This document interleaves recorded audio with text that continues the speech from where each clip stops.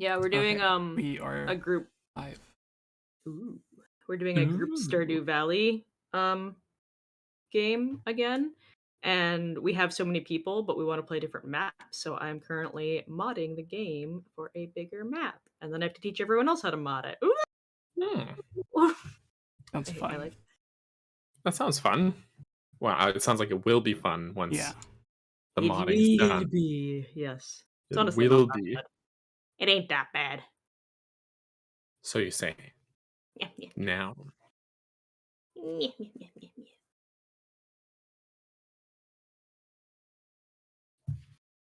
Excellent. Looks like we are alive. Yay. Alive. We are alive. You see the microphone's good? Okay, now say it in a even creepier way. Yeah. Say it like the Grinch. The Grinch? Like you're happy, but you're also mad. Yes. That's how I imagine it. I'm always happy, but kind of mad, maybe. Yeah, that makes sense. So that's my secret. I'm always happy, but kind of mad, maybe. I am looking forward to the Triforce trivia because there are some wonderful answers in there. Ooh, I'm Great. excited. Wonderful. Wunderbar. Are we ready? Yeah. Yeah. All right. So there's this dog that's barking outside, but yeah, we're ready. Bork. You have Bork, a Tingle bork, poster? bork. Yeah, What? I've had that for a while. I Tingle poster. Yeah, I got that for Daniel like 3 years ago, but I think I mailed it to him when I first moved to Victoria. Yeah, definitely. I love it. It's a wonderful poster. All right. We all good? Yeah. Okay. Welcome everyone to episode 154 of the Hylian Gamescast. We have a lot of news to talk about and topics to discuss. Pokemon Direct, Zelda, and other stuff. We'll be covering some of your questions or what you want us to discuss towards the end. But before we begin, we wanted to say, usually we just have fun, talk about video games, and talk to you guys on here. Covering news, rumors, all that stuff, but something has been going on over in Russia and Ukraine, and some people may be upset or want to tune out because we mentioned this at the beginning, and they just want to hear about games, but we don't want to ignore it. And thankfully, almost every other country seems to be against this and wants it to end as soon as possible. And I checked and seen a lot of people who watch live around. There are a lot of people who watch the podcast live and the videos around the area from what the analytics say. So I hope everyone affected can get the help they need. I hope it all ends soon and for everyone to be safe. We will have all of you in our thoughts, prayers, and yeah, ready to begin? Yeah. All right. Daniel. Jesse. Would you like to start us off about that brand new Zelda development team that Nintendo? Yeah. Brand new team? Is that topic number 5 on our list here? We're starting at number 5. All right. So this is maybe not as big of a news as like as like Activision Blizzard or being bought out or anything, but Nintendo has acquired SRD Co. Limited, and that's basically a company that they've shared an office with for like forever. But I'll just go into the news part. Nintendo Everything actually is our source for this. So Nintendo has just announced their acquisition of SRD Co. Limited. It will now be made into a wholly owned subsidiary of Nintendo, with the acquisition being expected to close on April 1st of 2022. This doesn't come as hugely surprising news, as SRD has been working alongside Nintendo for roughly 40 years, even positioning their Kyoto office in the Nintendo Development Center. They've helped in the development of a significant amount of Nintendo games since, including recent titles such as Game Builder Garage and Animal Crossing. They also did programming. This is not part of the article. They did programming for like Super Mario Bros. Because Nintendo, I think, didn't have enough programmers at the time or something along Mhm. those lines. I might be wrong about the fine details, but they've basically been a part of Nintendo for as long as Nintendo's been making games. So it's kind of funny. But here's the full statement from Nintendo regarding the acquisition. SRD is a development company which has been closely involved for nearly 4 decades in developing Nintendo video game software. Completion of the acquisition will serve to strengthen the management base of SRD and secure the availability of software development resources for Nintendo, in addition to facilitating an anticipated improvement in software development efficiency. The acquisition is expected to close on April 1st, 2022, pending satisfaction of all relevant terms and customary closing conditions. Though not much can be expected to change from this development, it's still interesting as Nintendo has recently made the acquisition of Next Level Games just last year. I actually didn't know that. Or maybe I did know it and I forgot that. Wait, But what that's was it? cool because Next Level Games, Oh, Nintendo apparently last bought year. them last year as well, Okay, which I remember that. they made the Strikers games as well as Luigi's Mansion 3. And they're actually based in my hometown of Vancouver. They're pretty cool. I So, want to true say there story. was a rumor about them working on another game, Star Fox or something. Maybe, but they just announced the new Strikers game. I wonder if they're working on that one. So I wonder. Yeah, so that's the story. So Nintendo bought SRD, which was basically like buying the company that they already work super closely with, the company that's already assisted on developing almost every Zelda game and most Mario games and things like that. It's like a really large amount of software that they've worked on. So it's almost feels like non-news, but it's also kind of one of those mildly interesting things, I guess. Anything to add, Jesse? Choop? No, I couldn't find the page I was looking at earlier, but there was a page that went over all the different games that they worked on for Nintendo and some other stuff. And it said they were heavily, like, I think they were the main team behind 𝗵𝗃, one of the main teams. And the person who is directly in charge was a producer on Breath of the Wild. I think they have a little bit more than 100, is what I've seen on their websites. And they...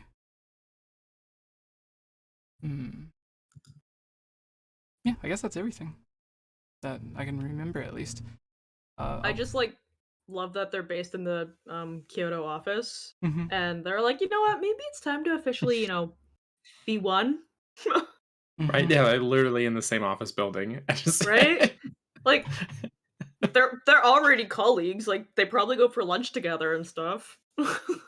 Probably, honestly. Yeah, I imagine maybe it was a situation to where, like, Nintendo gave them free office space or equipment or whatever, and then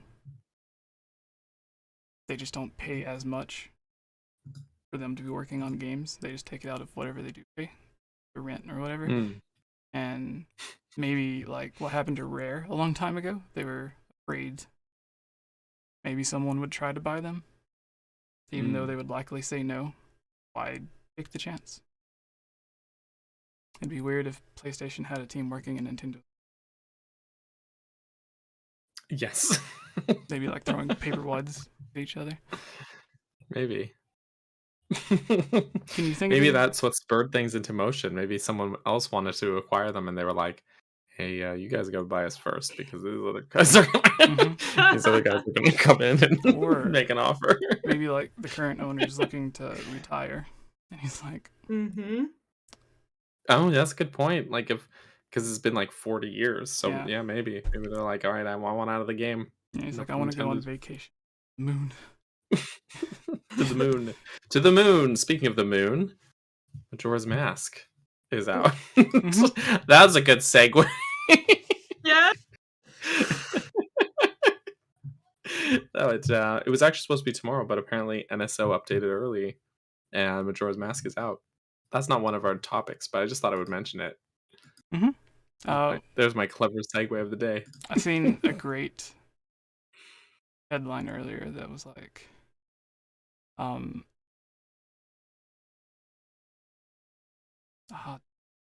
like Ocarina of Time fans are sad or devastated to find out Majora's Mask is the best Zelda game, something like that. Ooh. And I'm like, that's a hot take. That's a good way to put a title to upset a lot of people. It really is. I think Majora's Mask is wonderful, but it's a bit niche. I mean, you know, in a lot of respects, it's one of my favorite games though. But yeah. The another really short news story. Do any of you guys play Fall Guys, the greatest game to ever exist?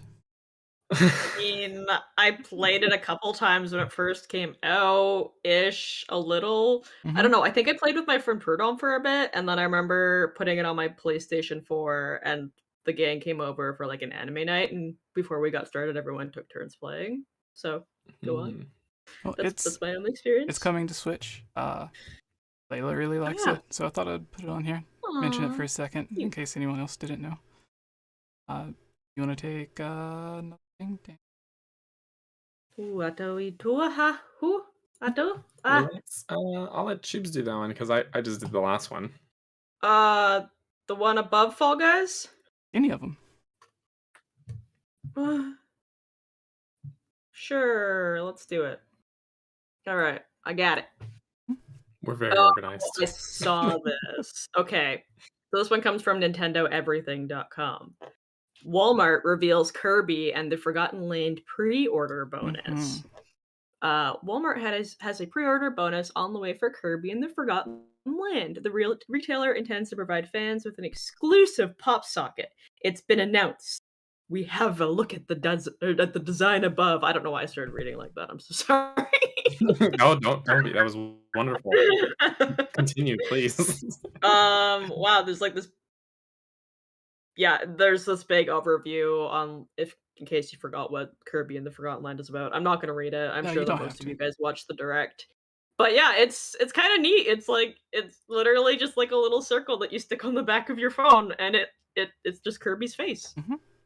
I think that's cute. Seems perfect. Yeah, if you were to do a Kirby themed pop socket, that's how it's done. Yeah. Well, unless no, I was gonna say it'd be kind of cool if he had his little feet coming off the bottom. It'd be like an extra grippy spot. Grippy. Yeah. I wanted to put it on there because it was another really short story, and I know a lot of people watching are interested in Kirby.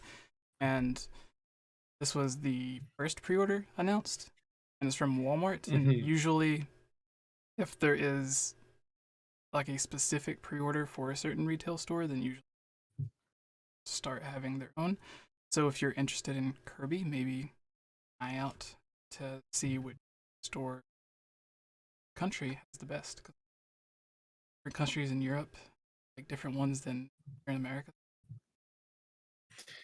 Then GameStop like the Link's Awakening Steelbook that I'm still bitter about. Yeah, we didn't get that here. Go knock on Grezzo's door. We got cups instead. In Canada, at least. Yeah. Another short story was apparently a Nintendo Lego set, or a list of Nintendo Lego sets has leaked or been discovered or something, and they're going to have a bunch of games like Kirby, Wii Sports, Zelda, looks creamy from cool. Those are like ideas people submitted, and then there's Lego Super Mario. It's like, okay, this might be, I should have explained. So there's like a bunch of numbers, like code numbers, like 71403, 71404, and those were what people found, and then someone else, I guess, found out what each number actually meant. And Lego Super Mario was 71411. They think it could be a Super Mario Adventures set. And then there's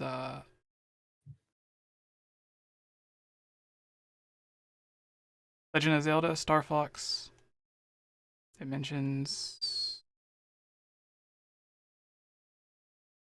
Yeah, I guess that was them. Kirby, Wii Sports, which might be a weird one. I don't know why someone would say that. Zelda, Yeah, and then that is a That's weird a one. weird one. yeah, that's why I thought maybe these were just ones people submitted, but no. I guess this is the list. Donkey Kong and the others. It kind of makes sense. Like if Mario Lego sets do well enough to sell out almost every time, then I'm pretty sure Nintendo would be making more money. And they like to release things that are rare and impossible to. Why wouldn't they? Yep. I mean, like Is, their other Nintendo Lego sets have done really well, so it just makes sense to keep branching out, right? Would either of you guys buy? 100%. No.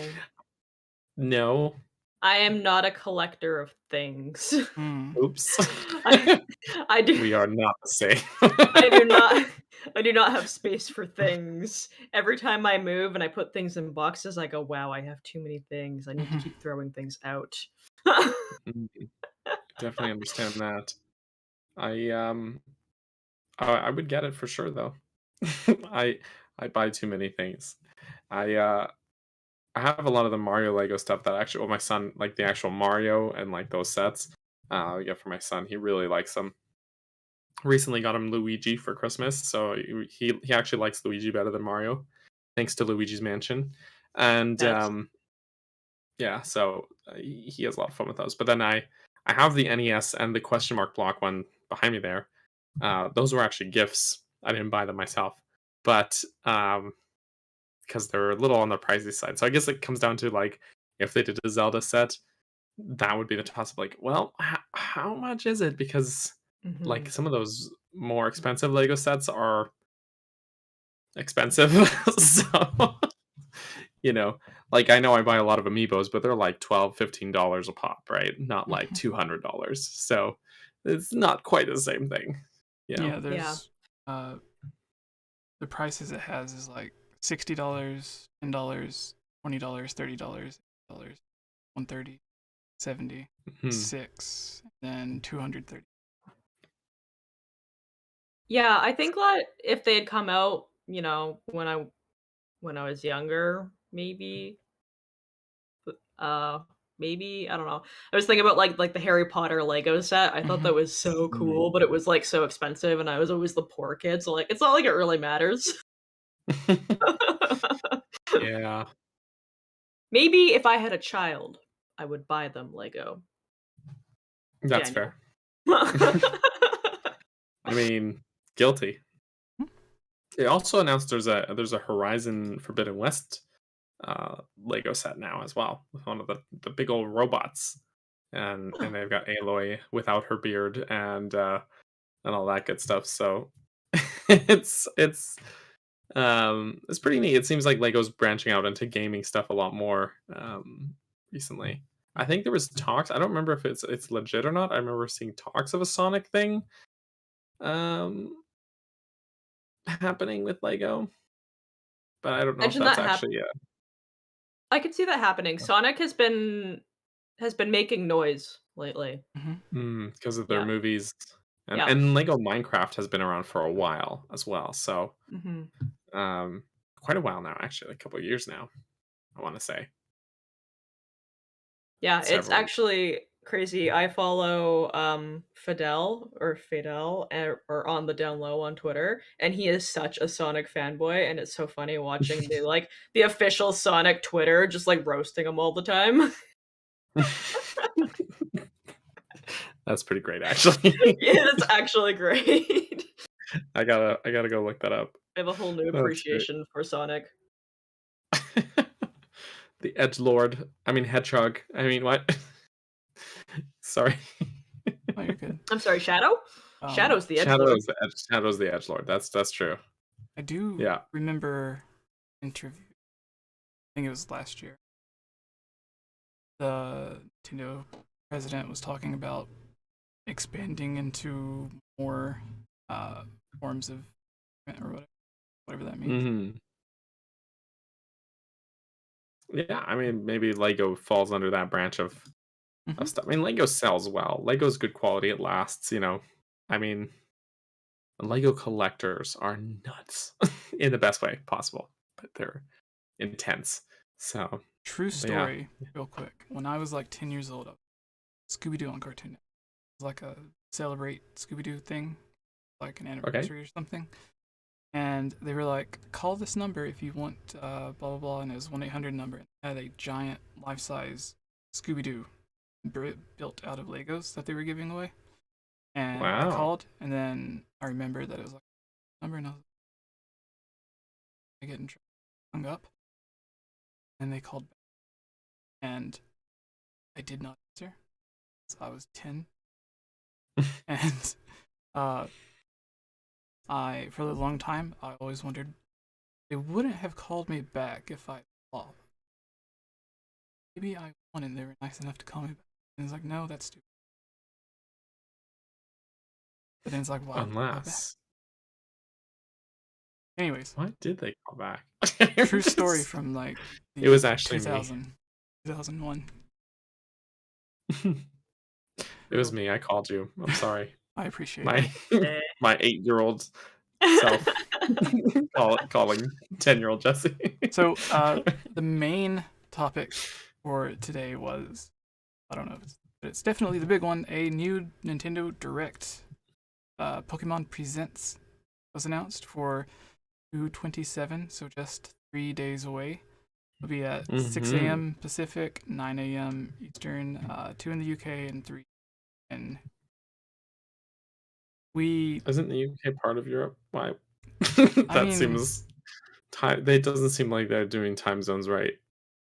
Maybe they just gave up. doing time zones right. Well, it's like no, it's what the article says. Oh, really? That's so funny. Yeah, it actually just says 2 p.m. in UK, 3 p.m. in Europe. They're just like Europe, whatever. And the weird thing is like, because they could have put like New York for ET and then like California or whatever, Los Angeles for PT, because they're like the biggest.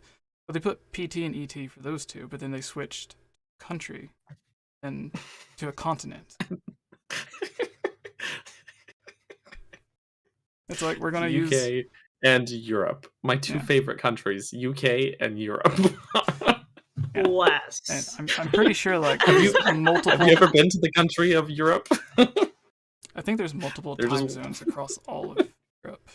I think there is. Oh gosh. Daniel's over here just having a giggle, and Jesse's like, "Come on, man, okay, get it together. What's wrong with you?" Sorry, Brian. I'm sorry. Apparently, Brian's the one who wrote. Ooh, sorry, Brian. Yeah. Thanks, Brian. 𝗏𝗵𝗃. Yes. I'm going to say you are the biggest Pokemon fan on here. That's a girl. Every time we talk about Pokemon, Jesse says that, and Kayla says no, that she's not that big a Pokemon fan. Daniel, you know what? For the guys, I think you're the biggest Pokemon on here. So, what do you all think? Talked about here, because it was completely missing from the Direct, right? Well, yes, yeah, but that's because the Pokemon Company wants to do everything on their terms. The Pokemon Company and Nintendo are so separate that they want their own hype. I know. When Nintendo stopped sending us stuff, Pokemon sent us something. I would be happy to see. People have been talking about Legends DLC. I don't know about that, but I think that would be cool. They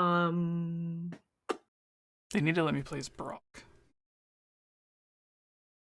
You could just name your character Brock, I guess, and just try to. I don't know. Just try your best to make your customization. I'm sorry, Chief. Kayla, please go on. No, it's okay. I was just thinking of more things, but like that's the only thing I could really think about. And maybe the other thing is like it feels like we haven't had like a new generation of Pokemon in a while, but we've had like more kind of rebranded to each region Pokemon. Question mark? Hmm. Yeah, I don't know. Like, I didn't start playing Pokemon until Pokemon Sword, so. Did I played Pokemon Yellow. did Sword and Shield's DLC have new Pokemon? I never purchased. I think it was just old Pokemon that It was weren't in the base game, but Yep. brought to Sword and Shield. Yeah. Yeah. Because everyone was complaining about the dex. The national dex isn't, or whatever. The Pokedex was like smaller, but honestly, like there's so many friggin' Pokemon that it's like I could never complete the full dex if it were And all the Pokemon. Like, come on. and yeah, I don't get that because if you're a shiny hunter, like you have to catch all of the Pokemon to get your shiny charm. Like what? You want me to catch what? Where are we at? Like 900 Pokemon? Yeah, it's too many, man. That's nutty. Plus, it's like it doesn't make sense in universe for every Pokemon to be in every region. Like, there should be some places where certain species don't live. Like, you know I've what I never mean? seen a moose in my backyard. Exactly. Adaptability in chat also mentions Pokemon Sleep. That one time they mentioned it, like what, 3-4 years ago? Was that E3 or something stupid like that? That was like our first E3 with RMFH, I think. I think so. But they mentioned Yeah. Pokemon Sleep, and then they never brought it up again. Was that the We way never that talked about it. their whatever they know. called their weird health stuff that Nintendo was working on? I think so. I don't know. But now they're doing because the 3DS eShop is closing down, Pokemon Bank they can't charge for anymore.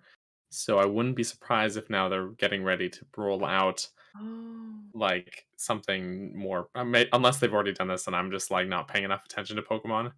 But just trying to Yeah, get that Pokemon Bank money. they have it on something else. 1 second. Yeah, okay, so it looks like But it's not Pokemon Bank, it's like a different thing that's the Yeah, same it's thing. Pokemon Right. Home, which you have on your That's what it is. mobile device, yeah. That's what it is. I only so know about that because, my boyfriend Morph, he switches Pokemon all the time from Pokemon Go to Pokemon Shield, just for, like, trading shinies. That makes sense. Yep. Makes sense. It's just because it's easier to get them in Pokemon Go, isn't it? Yep. So Yeah, because you just, like, do a community day, bam, you have a shiny. fair enough. In fact, you have several shinies of every, like, evolution of that Pokemon, and then you just, like, hit Reddit and you trade for whatever you want. Perfect. Yeah. So I just looked it up. The health thing I was talking about from Nintendo was like the whole quality of life thing that they talked about a few years ago. Right. That's where like Wii Fit Plus and everything kind of came from, or not came from, but and then obviously now we have like Ring Fit. But Pokemon Sleep, apparently, there is a good chance of it being, because on the wiki it says the game was planned to be released in 2020, but while it has not officially been canceled, there have been no updates about the game's release as of 2022. However, an SSL certificate was registered in April 2021, which does raise the possibility it has not been canceled. A Pokemon Go APK data mine in January 2022 revealed several additions to the Pokemon Go app to support Pokemon Sleep, including support for the Pokemon Go Plus accessory, reviewing sleep patterns, and earning in-game rewards. Apparently, they updated the game, and it was found out that Pokemon Sleep was now going to work with it. So, yeah, seems like it probably will, or it never will. One of the two. It probably will or won't. Also, it says Niantic. Those are the options.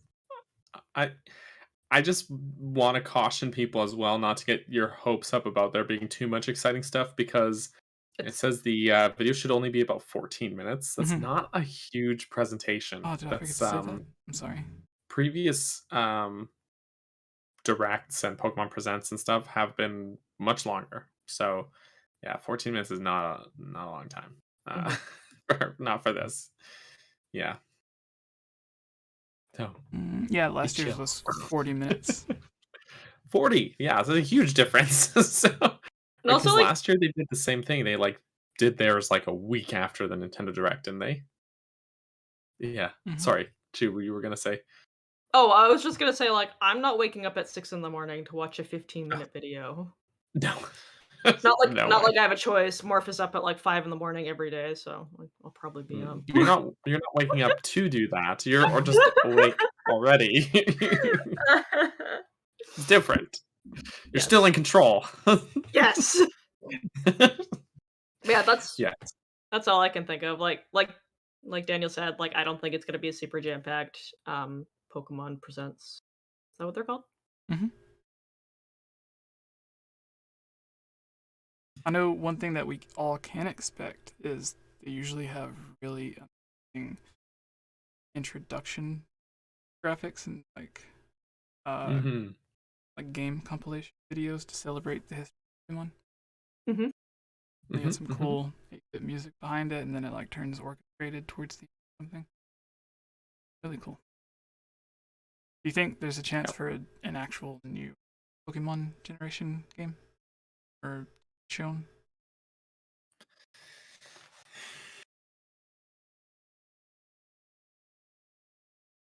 Feel that they would also be working on something other than Legends, but I would kinda hope that they would bring more to Legends before they try to do another Pokemon game, but, like, they would need to be doing Mm. another Pokemon game because as it is, the competitive scene with Pokemon Sword and Shield is very, like, drawn out and dying, Mhm. and that's where they get all of their tournaments and a lot of their kind of, like, community base around a lot of that, so but maybe Pokemon Sword You're and Shield are, a couple years old now. yeah, Yeah. that's true. I mean, I'm still in the camp of hoping they'll just throw like some Legends updates or DLC Yeah. out there. I really am. I'm really loving Legends. I think it blows every other Pokemon game I've played out of the water. Absolutely. I haven't played them all, of course. I know a lot of people have a lot of nostalgia for a lot of the older games, but I feel like this was like the big shakeup Pokemon needed, and I was pretty apprehensive going into it. But it's as It's soon as I fun. started playing it, in my opinion, yeah, totally Yep. turned around. It's really fun. It's really enjoyable. So, um, they did DLC for Sword and Shield, although not this soon after launch. It was a while after that they actually announced it. But I still think there's the game's not perfect. It's fun. It's not perfect though. So I think there's still like room for them to maybe throw in an update or add some stuff Mhm. to it, that kind of thing. What to add? I don't know. I do not know, but maybe like a new zone or something would be cool, but maybe that's a lot to expect or a lot to ask. So I don't know. I don't want to get my hopes up too high. I feel like the game's still pretty fun on its own. Only now just working through like the post game stuff. Mhm. Now that I've rolled credits, but yeah, it's really very enjoyable. I mean, not necessarily on like a riveting story level, but like there's the moment to moment gameplay is quite engaging. I find at least it plays very much to my tastes though. So yeah, my It taste being ignore the main story and just do whatever the hell I want. Yep. Yeah, yeah. Yep. Well, it also Mhm. like, it feels a lot like Pokemon Snap to me in a way where, you're collecting everything, and it's satisfying to, meet those whatever, um, Mhm. brain stopped working. Brain. Br Brain was like, "There's a word here." Oh, it's gone. Yeah, just So on the tip of your brain. I looked it Yep. up, and apparently, like over 1,000 people, it said, was working uh, for Game Freak, but only in 2018, only like 100 and yeah, 2018. There's only 143 people worked, but there's other companies like how Nintendo just bought that one company that was technically already theirs, but not really. Apparently, there's one called Creatures. It's like a development team, The Creatures Inc. Um, like Game Freak or whatever, or Pokemon mhm. Company, and there's a few others, and they like each team has like a few hundred people or whatever, and they all work on different games or have different jobs for multiple games. And Game Freak's last game was Pokemon Arceus, but that would just be one of their teams theoretically working on that. they had another team in they released 3 games in 2019, and I don't think you could finish a game and release it in a year, like especially one that Nintendo was working. Like they had Little Town Hero, and I remember that being like that demo town that they showed off at one time. And then the other one was 𝗙𝗂𝗃𝗃, and we know they were working on Sword and Shield and Little Town Hero the previous year, or whenever those were shown off. So this 𝗙𝗂𝗃𝗃 seems to be from third team. So since they have different teams, and none of the other teams have released anything in 2 years, I would say, yeah, they're likely one of them, if not both, are working on a new. I don't know. That's just speculation. Probably. Does that necessarily mean they're ready to show anything? Probably not. But yeah, I mean, I have no doubt that they're like probably working on something even before Legends is released, right? Like, or just have a separate team working on Legends from whoever's doing like their quote unquote mainline series, right? So yeah, because like Arceus and Sword and what was the one? What was the Never mind. I was thinking something else. The remake that released a few months ago. That wasn't by that was Brilliant Diamond, Shining Pearl. Yeah, that was very well. But I don't know. But I mean, I assume that the remakes, like the Diamond and Pearl remakes, were probably not like too intensive to work on, because I would hope at least they'll have like the base code of the original game, and it's not like the kind of game where, I don't know, like it's very tile based. Like it just, those style of gameplay seems like it would be pretty easy to work with, and they already have all the scenario planning and stuff done, right? So I always think of Nintendo saying that they remade Wind Waker HD and added all the new stuff and everything less than 6 months, and that was like a small team from their larger Zelda team. So if that took 6 months, then I could be like a larger team doing Pokemon. Like totally. I just imagine Wind Waker being a little bit complicated than like a remaking a DS game. Yeah. Yeah. Yeah, Diamond Pearl was a DS game, right? Am I remembering that right? I want to say it was a DS. Original DS, not 3DS. Matt Fry in the chat says Game Freak didn't work on the remake. That's what I was saying earlier. Because I was going to say them, but then I remembered that it was different. That's why I didn't. Sword and Shield. Right. Fair play. Yeah, you're right. On the original DS. Sweet. What is so long ago? I know. I knew. But I have to find the image to send you guys because it's from Nintendo's website and you have to for it, but I gotta send you guys for the next. Ew. But secret stealing images, Jesse. It's not. No. What are they gonna? They're gonna call you on the blockchain, man. They approved me long ago for their press website. Sure. Jesse with the screenshots. Okay. So while I look for that, the other discussion thing was, I don't know if you guys watched them. I'll give a few sentences to explain it, but of course you all know, like last week on the podcast we talked about the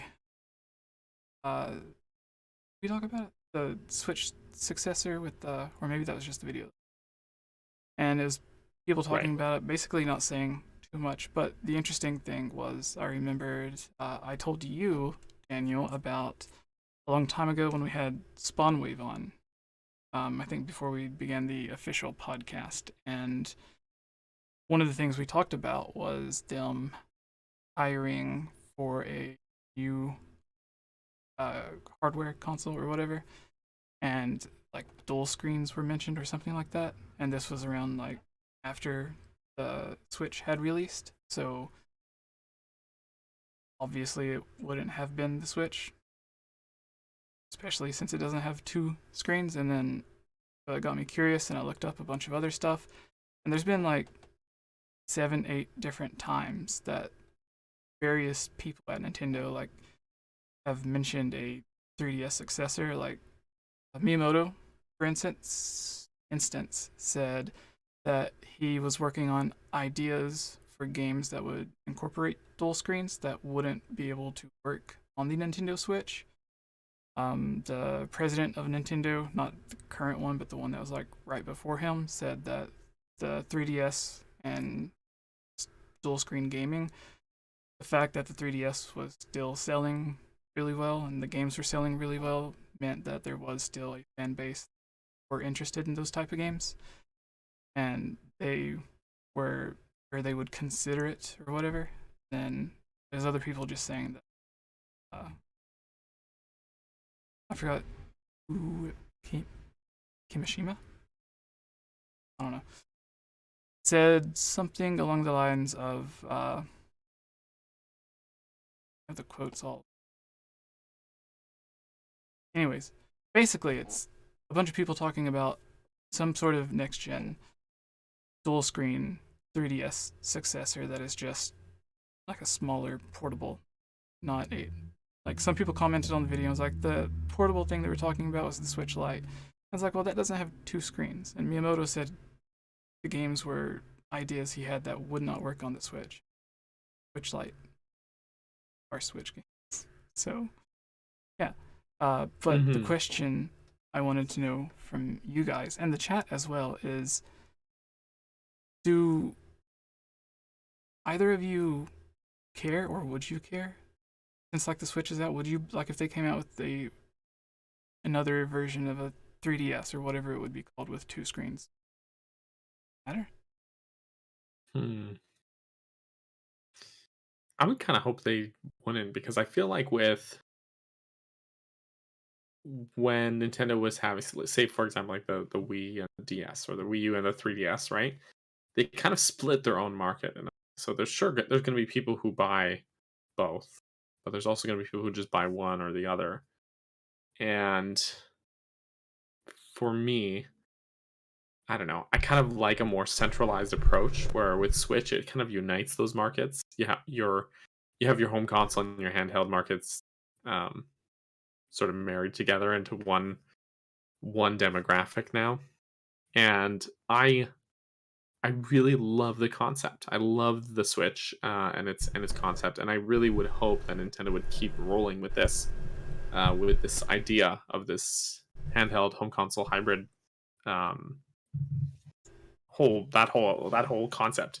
So for me, like, I don't want to buy a secondary or a supplementary system. Do you know what I mean? Like, I was really late adopting the 3DS because I was like, well, I already have the Wii U, which was almost a mistake because the 3DS got way more games than the Wii U did. But but I was just like, I don't know. Like for me, it's like I don't want to necessarily have to buy into a secondary device if I can have everything on one device instead. So yeah, but I feel like if they did do it, it would matter, because there would end up being exclusivity on one system versus the other. And so if you don't do both, you miss out on games. And they spent a lot of times like taking 3DS games to the Wii U or Switch and then putting like Wii U games on the 3DS. Like there was the Yoshi game that was ported to the other. Fire Emblem Warriors came to 3DS and Switch.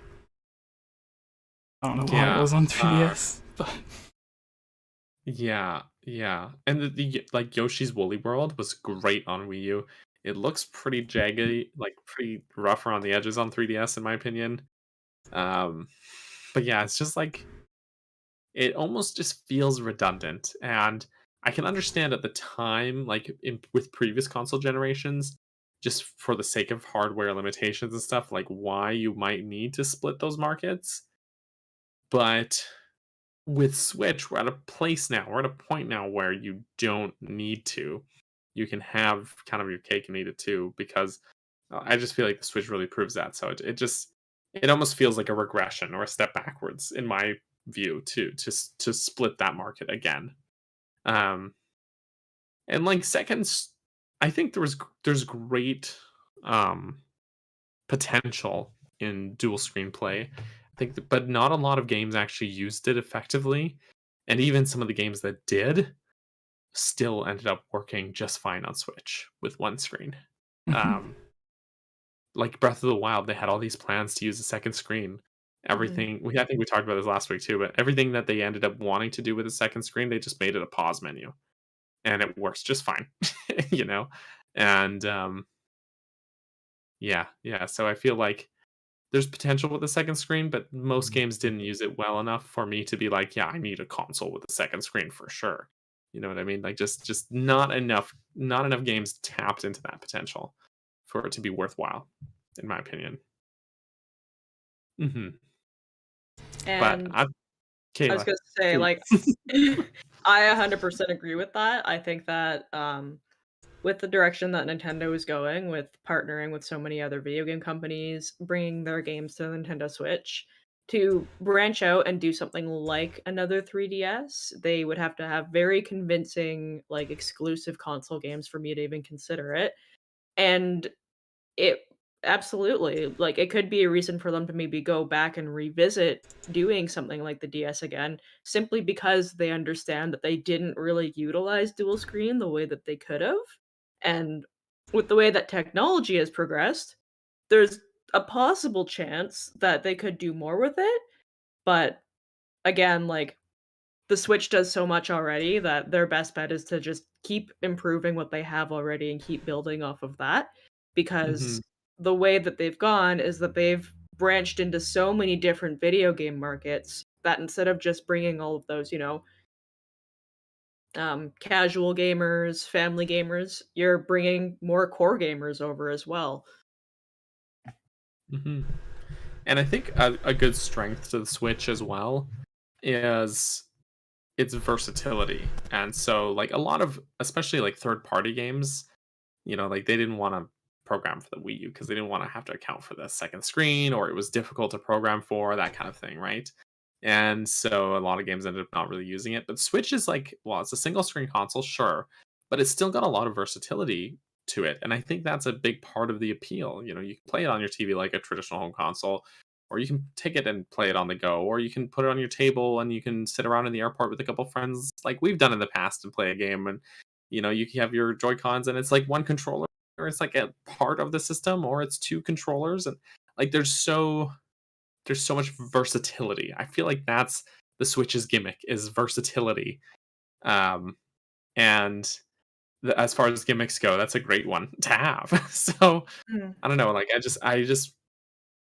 I don't want the concept to go away. you know, like with other consoles, like say the Wii.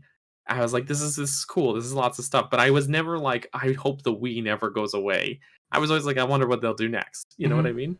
But now they've hit a point with Switch where I'm like, I really don't want this to end. I feel like they've nailed such a good concept here, and yeah. So I would be, I don't know, like I could see if they ended up doing like a 3DS successor, it would end up just there wouldn't be a point to having the Switch anymore. So you'd have to double down on the home console and handheld being separate markets again. Mhm. Um, and that's a bummer. Mhm. I mean, In my it would yeah. make sense if Nintendo wanted to kind of gear more in the direction of being able to run more of these AAA games and being able to run those at, high capacities, right? And that's the only direction I could see is if they decided to start building more into home console again instead of having it be a hand or a portable. Hmm. But like you said, like it feels like taking a step backwards. You do that, and then what? Like the Steam Deck takes that place? Yeah, I mean that's a good point. Um, like Nintendo is because they're very much trendsetters. Like they came out with the Wii again as an example, Mhm. The and Virtual Boy. suddenly like PlayStation wanted to get in on that market, and then Xbox Mhm. wanted to do Connect and everything, right? And everyone wanted a bit of that Nintendo cash, right?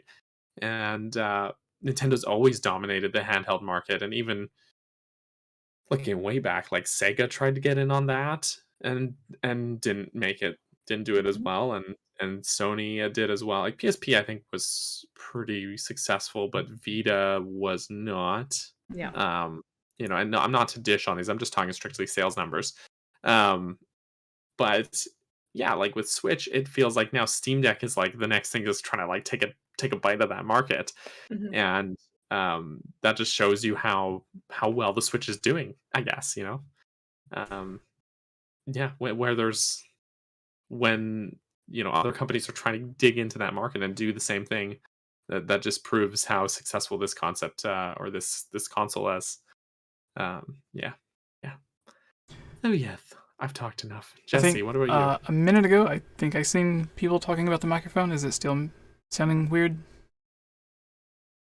Anything? I noticed this earlier as well. When you stop talking, I like, even though we're in a Discord conversation, it sounds like I'm like watching a video and the video is lagging or something, but I realize that you've just stopped talking. There's something weird about your microphone that I've noticed, that like when you stop, it's like dead silent. Let me Weird. unplug it and plug it back in really quick. Like a background filtering thing on, maybe? No. Like I think Streamlabs has Hello? like built-in one as well, or some programs you can have like those things Does that it try and filter our background noise. But I find that sound any different right now? sometimes it ends up causing things to sound kind of tinny or glitchy because it's trying to filter stuff. I don't know. I don't know. Could be wrong. Yeah. But the man said no. The other idea that I had was if they didn't do it as like a 3DS successor, and Mhm. do you think they would do like whenever the next console comes out, the Switch 2 or whatever it may be, if they could use it as a feature, sort of like the Wii U button reverse? And I kind of talked about it on the last podcast, and I mentioned it as an idea in the one video that I made, where like the Wii U is the console that runs the games, and it goes to the TV and it can send a wireless signal to the gamepad, and the gamepad just has a chip in it that is just strong enough to like stream a video. Do you think like doing that in reverse, like the next console would be able to, like if they had a dock that just had a cheap chip in it that's just like a little bit more powerful than the one that they have now that just transfers the video from the Switch to the TV? So instead of doing that, they put one a little bit more powerful in it, but like they had on the GameCube, and it just streams from the console to the dock, and then you can use it as like an optional secondary screen. That could be interesting. Yeah. Not that like games would be required to work that way, just like optional if you wanted it. Like having the map on the controller when you're playing Wind Waker HD or something.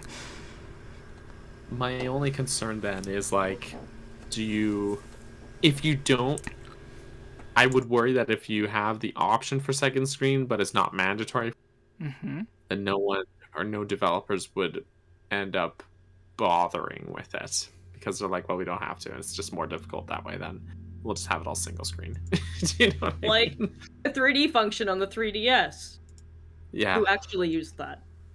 Like A Link Between Worlds was the only game I ever used or I ever played where I turned it on, and I did it for about 30 seconds, and I was like, nope, I'm good. Yep. So, yeah. I never Yeah. used it because it cuts the resolution in half, so it can display like the two different videos for left and right, and it's already like at 240p. Why would you? Yeah, I mean the 240p thing doesn't bother me too much because the screen was so small anyways, and for the most part, like most games worked around it fine, or had it in mind. And like for example, A Link Between Worlds, just that was the game I just mentioned. That game still looked great, I think, because it took a very stylized approach, and so it looked just fine in 240p. But yeah, I just felt like the 3D thing was like the most the most useless function, and because it wasn't mandatory, you could just turn it off at any point. I don't think there are really any games that actually used it fully effectively, like that, where you're like, oh, you gotta play this game in 3D. That's the best experience. You know what I mean? Like, it was just like pointless, I guess. And what was it? We having a conversation where you and I are both really against this concept, but Jesse's like, guys, hear me out. No, I was just saying, like, I remember, like, Breath of the Wild, for the whole dual screen thing, they worked, right, who knows how many years they spent coming up with all the ideas and abilities and designing the world to work around having 2 screens. And then, like, the beetle replacement, whatever it's going to be, the dragonfly thing, and all the other stuff, they just cut it out of the game. And I think that actually was to the game's aid, because if you have all this stuff in the game, but there's no actual point to it, it's just fluff. There would have been points, take it out, presumably. But obviously, the game works fine without it, right? Yeah, but if they take that out, then the stuff that they built that it would work with would be taken out and replaced with things to work with the new stuff they put in. Yes, you know, I don't know. Like, I'm all about, like, I tend to take a minimalist approach. I like to trim the fat. You know, like I tend to think too much. Oh, don't worry, I do that too. I just feel like Breath of the Wild's case, for example, like we got a taste of what the dual screen thing would have been, because they used it for both Wind Waker and Twilight Princess HD, and it's fine for those games. But like on it, like the inventory management, I would have rather just paused. You know, I think between those games, the only time that I remember like, yeah, dual screen's the way to go, it's 100%, this is the best, is while, not even during the whole game, just while sailing in Wind Waker. And that's because then I can just continue sailing, and I can look down at the map without pausing, because then it's something to pass the time while sailing, because sailing takes so long. And then even then they added the swift sail, so it's even less of an issue in that game. So it's more like while sailing during the first half of Wind Waker HD only, then is the dual screen thing really good. You know, even like I'm all about, like, I would rather have a mini map in the corner than the map on the bottom screen or on a second screen, if it's the gamepad. For 3DS, I think it was fine because both screens were so close together. But then on the gamepad, like, I have to fully look down, I have to crane my neck, so I have to like fully disengage from the screen, re-engage another screen, and then do it again, right? So it's like I have to pull myself out of the immersion, out of the experience, and it's like it's almost immersion breaking. Do you know what I mean? Yeah. My up all night theory about the Wii U is just that they seen the DS was doing really well, the Wii was doing really well, and they were like, what if we combined them? What if? Yeah. So yeah, I mean, probably. What is it? Do you guys see the image that I posted on the Google Doc? I don't know. I'll go right now. I see it. Oh, and just sorry, Jess, not to be like super negative, of course. I do love my Wii U and my 3DS. I just love the Switch more. No. I wasn't. We all know that you secretly hate Jesse. It's fine. I can't. Am I blind? What am I looking at? Not the Google Doc. It's right at the top of the Google Doc. Yeah, I'm looking at it. How do I zoom in? What is this? A document for ants? No. It's so blurry. Okay, here. You can zoom in on the top of the Google Doc itself.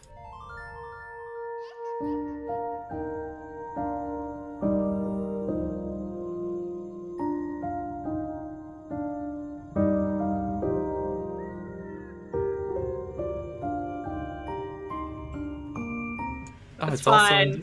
Okay. I already sorted out how to zoom in. I know I'm like 100 years old. Got back problems. Yes. My glasses apparently don't work. So this has the essentially like all the Nintendo Switch games and each of the major games releasing for each month. And there's 2 games that aren't listed, which is just Bayonetta 3 and the sequel to Legend of Zelda: Breath of the Wild. Wait 1 second. Why? Okay, I was like, why are we not on the screen for the podcast? No, I switched it because I sent the thing to you, and I didn't want the. So, Okay. I kind of hope they keep that as the name now. Just like the subtitle is They just Breath of the call it Wild. The sequel. Yeah, instead of The Legend of Zelda, it's sequel to The Legend of Zelda, and then yeah. Oh. Dumb. Yeah. Anyways, so they're still listed as 2022. We don't know what Pokemon would end up announcing to release for this year, if anything. But there's some people that was wanting to know, since that Nintendo Direct, like they didn't say anything about Zelda, so likely E3, unless it's delayed until next year. But at every like update that they have on the game, it's still in 2022. So judging by this, because there's the game for February, the Earthbound games, Triangle Strategy, March with Kirby and the Forgotten Land. April has Advanced Wars and Nintendo Switch Sports. Mario Strikers in June with Fire Emblem Warriors. And then July has Live Alive. And the rest is just Splatoon 3 Summer and Xenoblade Chronicles 3 September. And they have Bayonetta 3 and the other one with no month or season, The just other one. 2022. The other one. Yeah. The other one. You mean Breath of the Wild? No, Breath of Darkness. Breath of the Breath. But looking at this, they have no more than 1 or 2 games for each month. And up until July and then September have games. But it looks like August might be Splatoon, because that would be the only time after July where Splatoon might come out, if it is to come out during the summer. And Xenoblade is in September, so it looks like the earliest would maybe be October for Breath of the Wild, going off of the idea laid out in this. Like, probably November, but could be a little bit earlier. We. You have any thoughts on it, Daniel? I don't know. I don't know. I mean, I kind of recently changed my stance to think November for release date. Lots of Zelda games released in November already, but it does, especially looking at this, it does feel like they've got a lot of the mapped out already. And then they just have the year for no month listed for the release date for Breath of the Wild sequel. So and if people are like, oh no, they wouldn't release all this stuff all in one year, that's too much stuff. I'm just like, 2017 had loads of games, had so much stuff, so they definitely would. They've done it before and it was awesome. Yeah, so I think November maybe. What about Tubes? What do you think about things? I mean, if we're going that late in the year, why not a Christmas release? I'm just feeling a little bit greedy because I'll probably be back to school, so I won't actually have time to enjoy the game unless I'm during a break. So, Fair. I can only dream. But I feel like if they were going to do like a holiday release, they could just go for November and have people buy the game before Christmas as well, and then a lot of people would get it for Christmas from their parents. So technically, still kind of a holiday release because they would definitely market it as such. Exactly. Well, exactly. The one guy who seemed pretty confident about when it was coming out, and you seen the mention of the people. He went out to dinner with. So that makes me kind of confident that he was thinking it would be out by November. So I think that kind of helps for that. Yeah. That's true. Swanky. You guys ready for Swanky. a quick game of Kahoot? A quick bit of trivia. Mhm. Oh my Sounds god. good. I looked at the chat and someone said RuneScape icon, and I was like, oh my gosh, do I have something RuneScape in my room? In your room? Someone in the chat, Mr. What? Ghosty. Would it be a good thing or a bad thing, though? To have something Mr. RuneScape in your Ghosty, add me on RuneScape.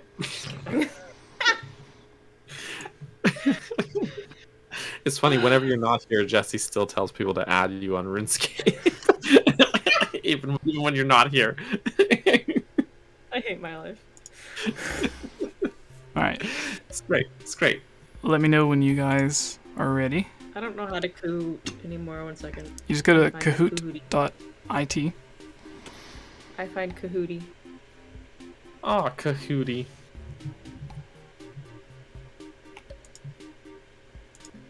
Oh, do we have a pin? Have you given us one yet? I was just going to read it out loud before I posted it, but since there's like a few seconds of a delay, it gives you guys the chance to put it in before anyone else hears it. 994. Is Did you that say it? 994? Yes. Or 594? 994. Okay. Good stuff. 8513. Mm-hmm.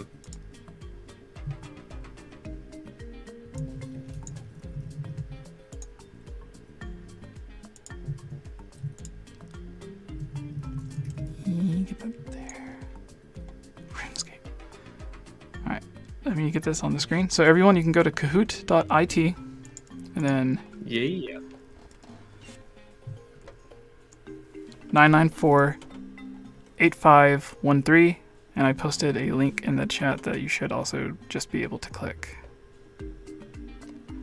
When you are playing with us, do not wait for me to read out the answers, or you will be behind because of the delay. So it would better your chances if you just like play on the screen of whatever it is you have, whether it's your phone, your laptop, computer, tablet, shoe, whatever. Mm-hmm. Oh, I love playing games on my shoe. Mm-hmm. That's how you play RuneScape, right? Yeah. The faster you answer, the more points you get as well. So try and be speedy fast. You're not allowed to think. You only play. No thinking, only play. That's how I do for most of the day. Ayy. Sick I'm a poet. rhymes. And I didn't even know I was rhyming those words. But I did. I'm just getting the screen ready to be on. Excellent. Excellent. Virum says he's playing from his banana. Mm. I'm playing from my banana. That's perfect. That must be That's one of those perfection. new contraptions from... I'll have to take a photo next Zelda. time. When we do grocery shopping, I kid you not, I buy like 3 bunches of bananas. Oh, same. I like just have like this big pile of bananas in my house. No joke. I No swear- joke. I swear Matthew eats like 3 or 4 bananas a day. Nice. That's wild. A man of good taste. Yes. Where are all these RuneScape players coming from? Every time I talk about RuneScape, it's like, ooh, Tubes, you're so nasty. And then someone else mentions RuneScape, and Mr. Ghosty's like the hottest person in the chat now. You nasty. Maybe Oh. maybe they're saying you're nasty for unrelated reasons. This is They're like, true. you play RuneScape and also you You know, you're not wrong. Those 2 points, unrelated, not Sure. mutually exclusive. There are a lot of reasons why I may not be cool. Yes, that's correct. Example 1, I'm wearing a Halloween dress. It's February. Well, you're wearing. I didn't know you were wearing a Halloween dress. Sure am. It's got cats and witches on it. Ah, that's sweet. That's dank. Uh, I love that. That's great. Jesse, stop smiling. How I'm dare you Anna. smile? Why We- what do you have to be happy about? Yes. April's gonna be kind of cool. So Actually, yes. It is. looking April's forward to gonna be- Heck that. yeah. I was it's gonna be telling awesome.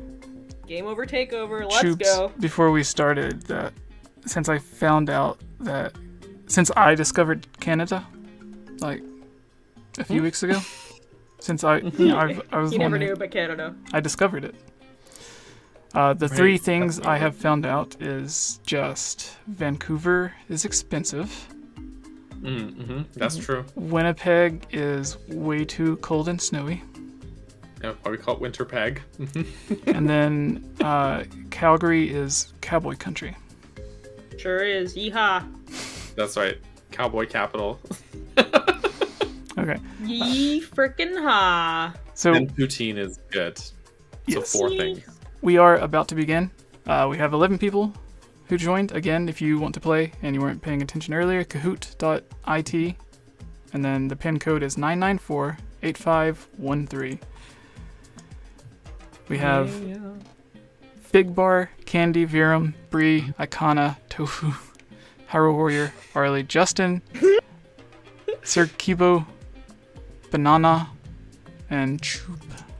So did you graduate from being a captain? What's going on there? Who's a captain? Daniel. What you mean? I'm Banana King now. That's what I mean. Did you graduate Wow. from being a captain? I don't think you go from captain to king though. That doesn't seem right.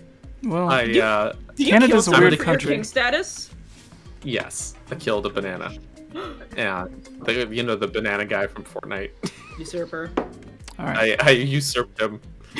I'm Banana King now. I think But when I that's- leave, anytime I leave the house, I'm just a captain, But I'm a banana at home. I'm a Right. king at home. I mean, You know? I must have done something really freaky last time I wore my banana costume because there were stains on it. I wore it last for like a Halloween stream. I was very drunk. I had to get rid of it. I need to buy a new banana costume. how could you get rid of it? I was like, no. I was gonna say chocolate on it, but someone's gonna think that was just poo.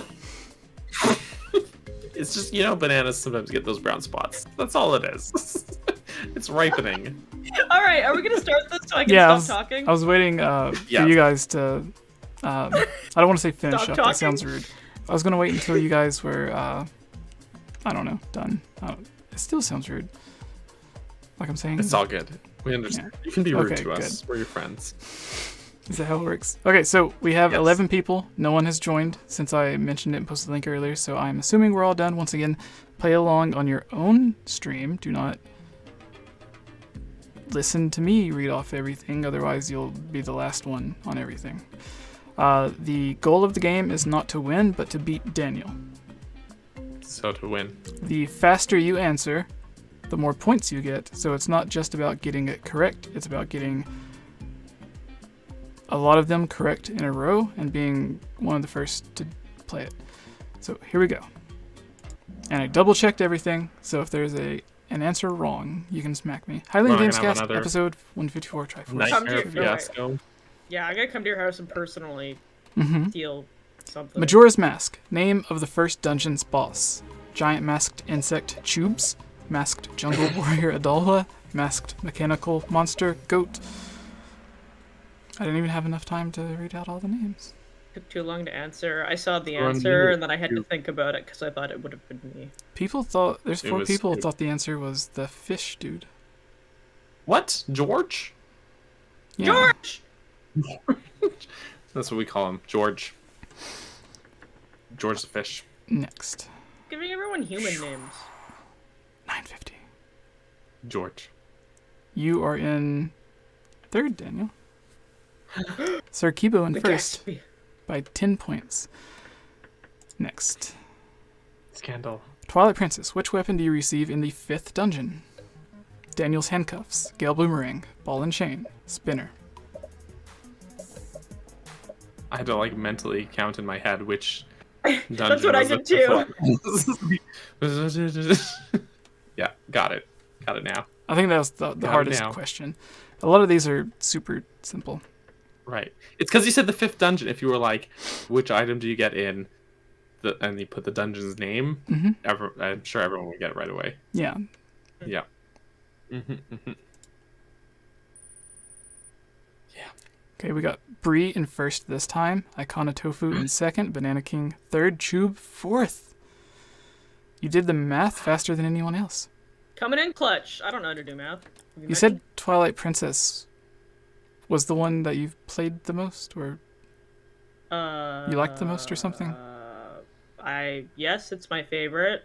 That doesn't make me an expert on it. No, but if it was, I just like it because if it was one of the Zelda games that you hadn't played, then Zelda's pretty. Yeah. So is Midna. I've got my reasons.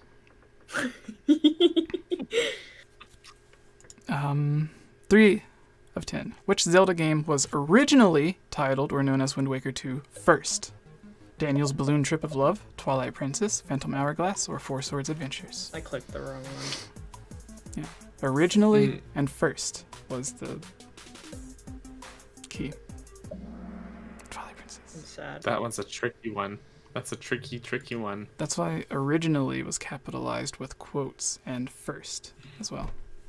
Because I remember when they were, like, even when they were showing off gameplay and it clearly was not anything to do with Wind Waker, they're still like, Wind Waker 2. And I'm like, I don't know if that's right. How sequels work? I don't. unless. Brie in first. Banana King in second. 𝗵𝗲𝗃 in third. 𝗏𝗏𝗃𝗃. And then Justin. Alright, next question. What's Daniel? Who is the final boss to fight in Link's crossbow training? 𝗏𝗵𝗃𝗄𝗃 on a bad hair day, Fossil Stallard, Darknut, or Ganondorf? You know it's that first one. I'm always having a bad hair day. Look at me go. The answer was Fossil Stallard. There's only 2 bosses in that game. Darknut and Stallard. Because I've never played that game, I guessed. It's so good, though. It's I unironically love it.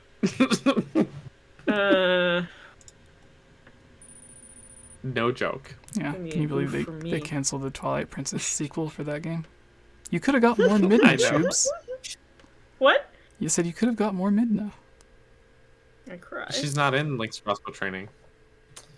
So I know, that's why I said they canceled Twilight Princess 2 for Link's crossbow training. We could have gotten more Midna if Twilight Princess 2 would have. Yeah. In fairness, I feel like Midna's arc was complete. They'd have to ruin something for her, and like to make it her story continue. Those 10 seconds at the end when she's in her true form in that one cutscene, that's all everyone would be able to handle anyway. That's why there's just like that one scene at the very end. Had to stop there. All right, next question. 5 of 10. Spirit Tracks. What is the first dungeon? Daniel's Basement, Forest Temple, Tower of Spirits, Snow Temple. The first dungeon you visit. Another game that I haven't played. It's kind of like when you have to sneak around that one place in Wind Waker and then you revisit it as an actual dungeon. Second Fortress. Yeah, or like the Temple of the Ocean King in Phantom Hourglass. Right. You visit it so many times without actually finishing it. Yes. It was super annoying. Next. Brie first, Banana King second, 𝗵𝗲𝗃 third, 𝗏𝗏𝗃 fourth, Figbar fifth. Figbar. You are losing by 150 points, Daniel, which means like if you're just a 10th of a second faster. Rude. Alright, next. Don't call me out like that. The first Zelda game to include touch controls. Daniel's Balloon Trip of Love Part 2, The Return of Daniel, Phantom Hourglass, Spirit Tracks, or Four Swords.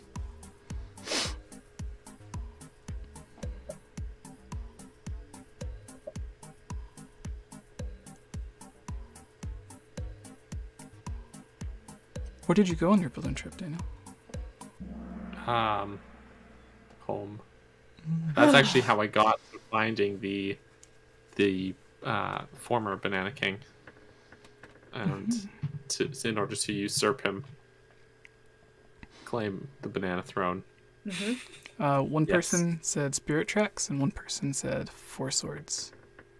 Ooh. Four Swords was Game Boy Advance, and Spirit Tracks was Phantom Hourglass sequel. I hesitated on this one because I was like, this feels like a trick question. Jesse put something here to trick me. But then it was not. It was just a normal, non-trick question. I was hoping you would see your name and click that one. Alright, next. I've been tempted. Always tempting. Question 7? Question number The 7. first Zelda game to be made by Tantalus. 𝗵𝗵𝗲, A True Story, the game, Wind Waker HD, Twilight Princess HD, Skyward Sword HD. The first Zelda game to be made by Tantalus. It's that first one. Tantalus is that boss in Skyward Sword with the tentacles, right? That's Tantalus. not Tantalus. This is very tricky. Some people, 4 people said Wind Waker HD. That was, they made that game themselves, Nintendo did. They said it took them less than 6 months, and it was mostly an experiment to learn how to develop properly for the Wii U and come up with second screen ideas. So you're telling me the right answer was not 𝗵𝗵𝗲, A True Story, the game? No, 𝗵𝗵𝗲, A True Story is a great movie, which is why really they sad made movie, the game. honestly. You were watching me play like 20 hours of RuneScape in one sitting. And then Nintendo was looking for a second team, kind of like 𝗏𝗀, to make Twilight Princess HD because they wanted it done. And Tantalus, in the interview, the person who's like the lead developer on the game said that he literally begged Nintendo multiple times to be able to work on it. Oh, oof. So I gotta wonder if when they were working on Skyward Sword HD, if they made a lot of jokes like in the office about Tantalus, the boss.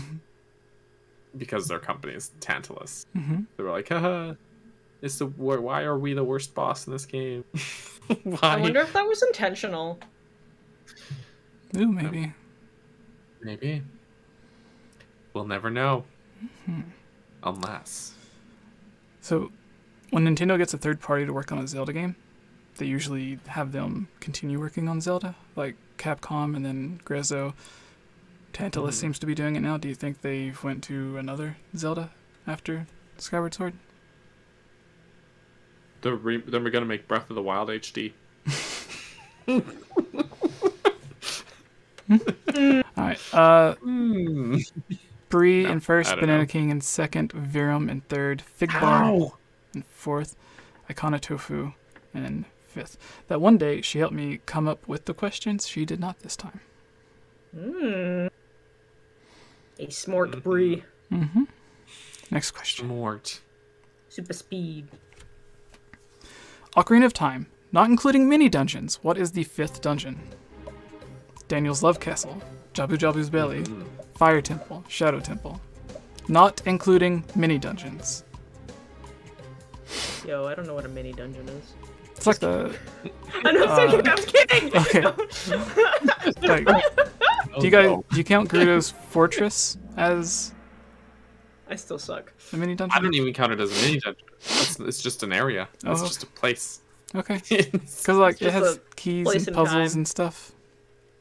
I mean, kinda. It's mostly just like sneaking around, All right, a hint for busting out of everyone. jail. An answer for an upcoming question may rely on that being included as a dungeon or mini dungeon. Wait, do you mean Gerudo Fortress or the Gerudo Training Grounds? Yeah, that's what I meant. Training ground. Okay. Training Grounds I would count as a mini dungeon. Gerudo Fortress I would not. Okay. I'm glad we made that clear. I'm glad. I am also. Yes. Big brain. Also glad. It makes me sad Big we brain didn't get to time. play hide and seek in Breath of the Wild like we did in Ocarina of Time. Hide and seek. Yeah, because you have to hide from the Gerudo, and then you tag them with the And you slingshot. seek them with your bow and arrow. Exactly. It's like tag, but deadly. Oh yes, my They're just favorite game of unconscious. tag. All right, Tag, full contact, tag. and then, like, don't they all like start complimenting Link after he's accepted in? Or is that just when he's little? I don't know. I don't Next. Next. Oh, you're getting closer to being. Soon. All right. Next. 9 of 10. Further and further into First the Zelda game to let you name your horse. Daniel's Balloon Trip of Love Part 3, Too Much Love, Not Enough Time, Ocarina of Time, Twilight Princess, Breath of the Wild. It's that first one Click's for too sure. slow. One person said Ocarina of Time. Everyone said 6, and then 3 people said Breath of the Wild. Did you get that one right, Tubes? Yeah. All right, final question. Tubes, did you name your horse Morph on your stream of Twilight Princess? Sure did. Bree, I remember suggesting. I can't remember if you actually did it. He Banana doesn't even King, know. Icona Tofu, Fig Even Bar, better. Virum. Next. Give me the last question. Including all optional mini dungeons. How many dungeons does Ocarina of Time have? So including all optional mini dungeons. Hint, the answer is Daniel's real age. 11, 12, or 13? I know Daniel's real age. It's 12. Next. My real age. Alright, it's coming up. Virum in 3rd. Banana King in 2nd. I did real bad. And Bree in 1st. How? I got 10 out of 10 questions right. Too slow. No. You only lost by Too 300 slow. points. And the fact that you can get like up to like maybe 1,000 points per round, I guess. Something like that. I think it is. Yeah. And then you're losing by just 300. Yeah. I don't know. Almost. That could just be like the Close. ping on your internet being just a teeny bit slower. Yeah. Mhm. Congrats. High So- speed. Virum. I'm trying to think. There's 9 main dungeons in the game. Ice Cavern, Gerudo Training Grounds. I mean, I chose 12 because I was like, 12 feels right. But then what's the other one? Bottom of the Well. Sorry. Yeah. That's what it was. I was like, in my head, 12 feels right. But then I was like, but then what is it again? I got it right still, but I still got 10 out of 10, but I just had a brain fart. I'm sorry. I'm sorry. Nachu says, last week I had glue and paint on my hands and only got 2 answers. This week I didn't have glue or paint and I only missed 2. I did bad. Nice. Well, G to everybody. Let us know in the chat if we were to do a quiz next week or the week after.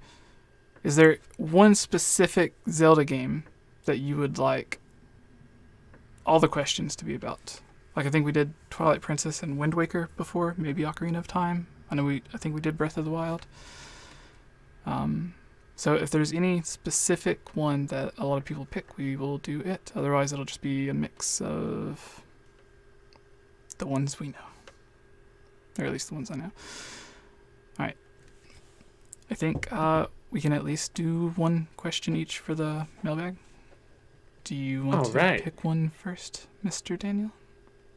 Oh, sure. Well, let's have a look at the old mailbag. Mailbag. All right. And if you're watching in the chat, you can tag one of us and put in your question. And if we don't see one interesting enough in the mailbag, then we will pick yours from the live chat. Oh, here's a question from Dragon Cheese, one of your Patreon peeps. A question for the mailbag. Considering how successful it's been and how much work went into perfecting it, how long do you think Nintendo will continue to use the Breath of the Wild graphics engine? Could you see them doing what Bethesda has done with their creation engine by improving and building on it for future Zelda titles? What do you think, Jesse? Tube? Tubes go first. Zoom out. 1 second. Sorry, which one did you ask? Dragon cheese question. I pulled it from the Discord doc. But based on how long, based on how long and how much work it took to perfect the engine for Breath of the Wild, how long do you think they'll keep using it for after this? Yeah. Gosh, I have no idea. That is not my realm of expertise.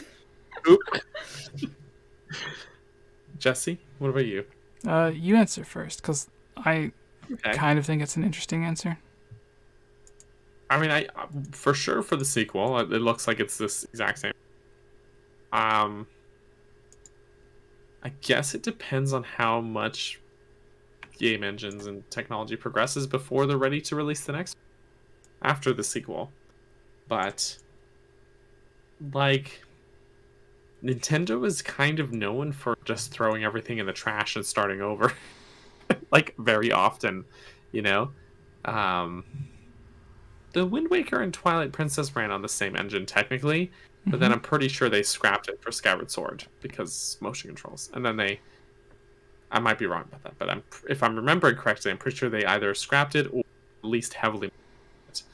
And then, yeah, obviously Breath of the Wild, they took a lot of time on modifying this engine to get it working. But it's gorgeous. The game's beautiful. The game feels really good. The physics are really nice in it. So I mean, definitely for the sequel, it looks like it's definitely using the same engine. Maybe one more game after that, at most, I would say, and then after that, probably will. I would guess they would end up scrapping it or starting over with some other brand new concept or something. You know, that's what I think. I could be wrong. I'm not an insider. I don't have insider knowledge words. Jesse. No, Miyamoto broke up with you a couple of months ago. He did. Naturally. How are you doing, by the way? Bad. Thanks for asking. Okay. I'll never recover. I thought it was an interesting question because I like to overthink things. And with the reusing engines, what I thought of was Ocarina of Time, Majora's Mask used the same engine, and they basically looked the same. It started out as like a weird bet between Aonuma and Miyamoto using a bunch of the stuff they had for like the additional expansion packs or whatever. And then Wind Waker, I feel like I read a long time ago that Wind Waker did use the same engine as Ocarina of Time and Majora's Mask, just heavily updated or whatever. But maybe I didn't. I don't know. I could just be confused. Or I thought it was a different engine because the Ocarina of Time was Mario 64. Yeah.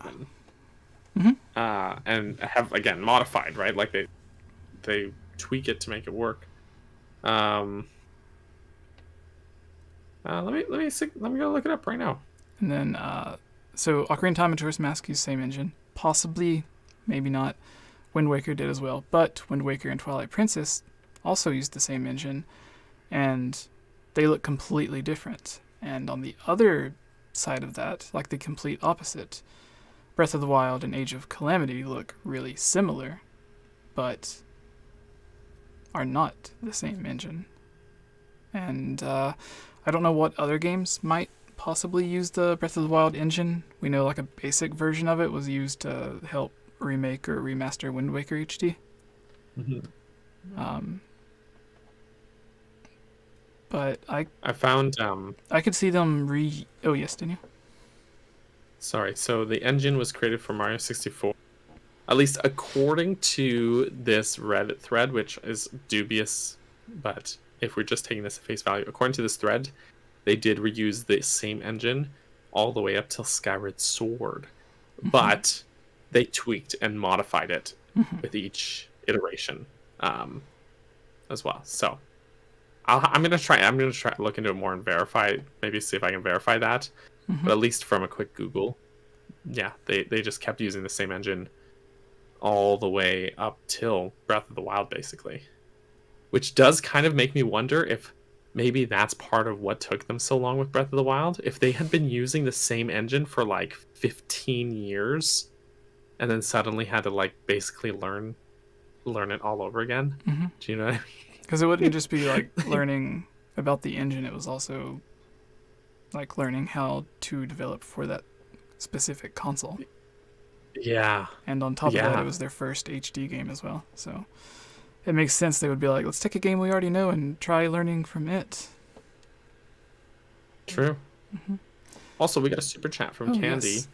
$5. Candy said, hopefully y'all saw my answer to Jesse's question about the Switch. Sure did, I'm not- Candy.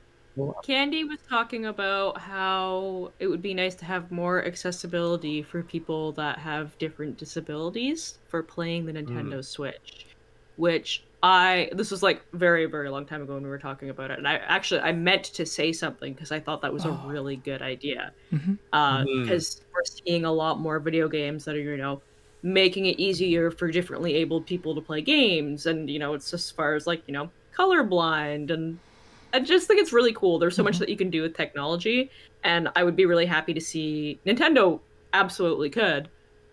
And I think it'd be really cool to see them start working in a direction to start including that. Yeah, no, that's great. I love accessibility options existing. And like I just think games really should be more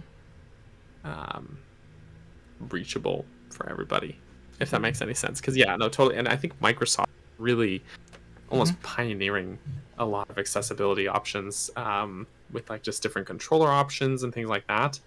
I almost feel like even just making more controllers compatible with Switch would be a huge step for that, like what Xbox is doing.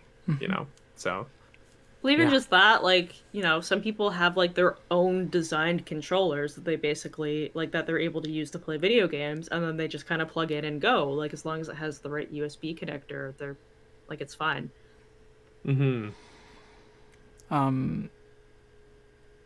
Daniel, so I guess kind of Tubes. Sorry, I was gonna say like adding an ability to maybe like map different controllers would be a really good thought. Yeah. Like especially if it's just like any USB controller, just plug it in and have it mappable.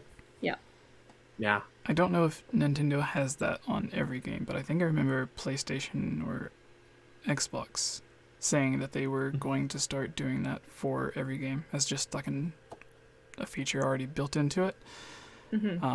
But you kind of touched on it, Daniel, or it may have been what you were talking about actually. But they have a special controller designed for people with different disabilities or requirements to play games and stuff, which is really cool. As innovative as Nintendo seems to be with all the weird things they're able to come up with, they should be able to come up with something interesting like that. But they're also the people that like forced everyone to get exercise when they play Skyward Sword.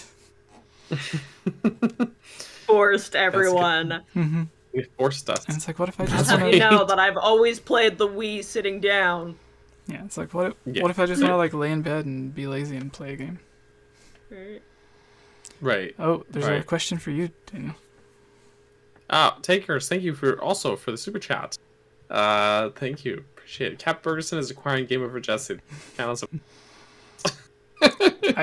I think and Daniel Jesse is already locked in Cap's basement, anyways. Well, I think per the agreement we had, he has to kill me first, and then he gets the chance. that's true. I heard about this agreement, but I think that the wording was different. I think it was a little different. Yes. Yeah. It has to be. There has to be a formal challenge and then a duel, preferably a sword fight to the death, to see who gets the channel. Which is why I'm going to Canada in April. Yes, that's why we're doing it. We're finally.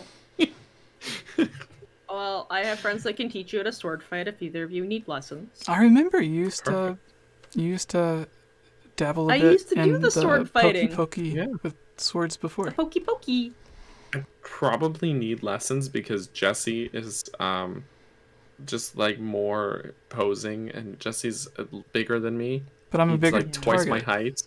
Like, isn't it like the first yeah, rule but of you know, defending yourself? you have a lot more leverage. You know. In the Just 𝗵𝗃𝗃𝗃 thing, me. isn't like the first thing they try to get you to do is like stand so you're like slimmer facing the person, so you're like sideways, so that way you're not like all wide and a bigger target. I don't know. I don't do sword fighting. I just know Yeah, that you want to be a smaller target, and you also want to be stable and make sure that you can't get knocked over. So since I'm bigger, I should be easier to poke. but also easier for you to knock me over or behead me because you don't have to swing as high to. No, we established we're doing this with the 𝗵𝗃𝗃𝗃 sticks. The 𝗵𝗃𝗃𝗃𝗃 stick. Mm-hmm. Is that not what swords are? Well, 𝗵𝗃𝗃𝗃. Most swords have like a Pokey. blade. Like this is just like a giant toothpick. Oh. I imagine. So are we gonna joust? Something like that. Jesse, Alright. we use like actual swords. Do you? Yeah, my friends have actual steel swords. Okay. We wouldn't let you use them though. That's crazy. Aww. All right. Crazy. Well, to finish the first question, I was gonna say Yes.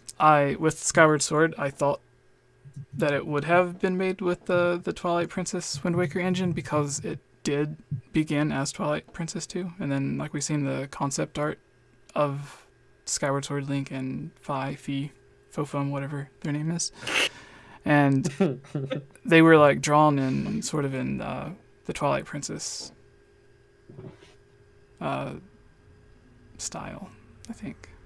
I don't know. Like it was less bright, colorful painting, more dreary, waking up with a head cold Twilight Princess. Mm-hmm.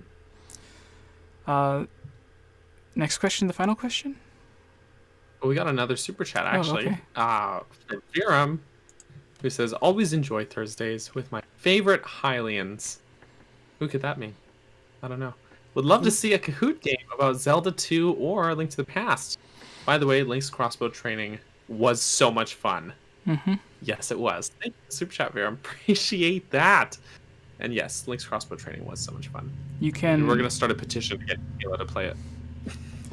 I'm pretty sure you can actually blame Link's crossbow training for Twilight Princess being delayed. Or at least that I'm not minigame so that sure. the minigame in Twilight Princess it was based on. Where like cowboy Well, that's shooting not all Link's the crossbow training. No. But that was they had so much fun playing that was why they based the side game off of it. And in interviews and stuff, they said that at first someone just made it for fun, and then too many people were taking time off from working and standing around his desk, and Miyamoto was like, "Why is everyone staying around the one computer?" And he went and looked, and then he got addicted to it. So then they were like, "Let's put this in the actual game." And then it went from, what if someone goes through the game and beats it and doesn't realize that this minigame is in there? So then they made it a part of the game to where you actually had to go through and play it. And just like forced it to be part of the story. And that's how we got the Hidden Village section. Mm-hmm. And all those cats. But honestly, it's so fun. Mm-hmm. It's just super fun. My favorite thing to do in any Zelda game is just go to the Hidden Village and pick up and pet every single cat. But then you have to talk to them as Dog Man, Link, Wolf Boy. Mm-hmm. Yes. Mm-hmm. Okay. Yes. Doggo. Yeah. Choops, do you ask a question? You know, I was looking for a question, and there's so much going on in the Google Doc. I can answer one right off the bat. John Paul, will Majora's Mask be released on the N64 emulator on the Switch? Yes! Oh, we really need to update this Google Doc. It comes out now. It's out. Also, Zeru says Donkey Kong Warriors First Edition will come out with the 2022 Game of the Year label already on the box. Will it have new funky mode? Yes! Absolutely. New funky mode or we riot! Also, the manager. What if Zelda was a girl? I'm not going to argue with the manager. Joshua Ayers in chat says, Game over Jesse to Kat Bergerson. You killed my channel. Prepare to die. Princess. Perfect. I thought that was great. Got that reference. Haha. I haven't really found a question yet. Oh, here's an interesting one. 10,000 Noodles asks, having branched out with more of the Dynasty Warrior style games, do you think they'd ever experiment with more genres? Zelda 2 is a side-scroller, but something more Metroidvania. I'm a JRPG fan, so a turn-based game where you actually form a party and it's more story and character-driven has always appealed to me. It's not my jam, but they could do a Souls-like game that's darker and more combat-oriented, though I guess you might be better off just creating new IPs at that point. What do you guys think about that? Having different genres for Legend of Zelda games. I think this is something we've talked about a little bit before. But if they were to branch out and do different genres, I think they should do stories that might be like in universe, but maybe not necessarily the same story or the same characters. Actually, you know what's a good example? Like Cadence of Hyrule, for example. Link and Zelda were in it, but then you also had like the character from Crypt of the Necrodancer, who was like your main character technically, right? Yeah. I think if we could do like more, maybe not like official like Nintendo games, but more maybe like spin-offs where Nintendo gives them the okay to do different genres, I think that would be a lot of fun. Yeah. I still want like an RPG type game where you have a party of different characters and none of them are Link. But you can have, like, you know, you have your Goron, who's, like, your heavy sort of tank, your, like, fighter character. And then you have maybe, like, a sort of a stealthy character that's, like, a Sheikah type character. And, you know, you have your... You basically, like, have all these different races come together to form, like, one party. And they're all different classes and stuff. And there's so much cool stuff you could do with that. I still want that. That. So, yeah, absolutely. They could do... They could do a lot of different genres, and just there's a lot of empty space in Hyrule's history. You know, we've got like thousands of years of gaps between like certain story events, so it absolutely squeeze a lot of stuff in there, and not have it just be like the classic Link Zelda Ganon story, but still be in universe.